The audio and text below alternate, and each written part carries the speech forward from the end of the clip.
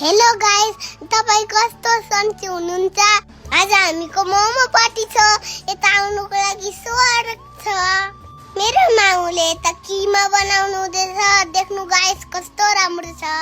आज हामीहरू टाइपो मोमो खानु आँटेको चट्नीसित। देख्नु टाइपो मोमो कसरी बनाउँछ हेर्नु ल गाइस। टाइपो मोमो लागि चाहिँ अंडा चाहिँदैछ। अहिले हाम्रो शिवानी आन्टीले टाइपो मोमो बनाउँदै हुँदैछ।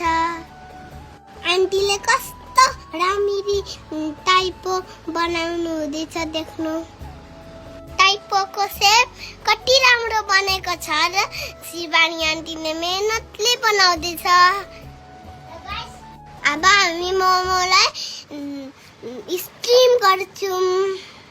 हेर्नु होला गाइस, अब हाम्रो टाइपो पाक्यो।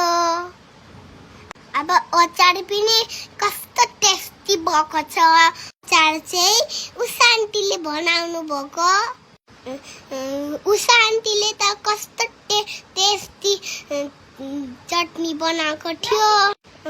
अनि मेरो मम्मीले कस्तो टेस्टी सुप बनाउनु भएको थियो पकाएर।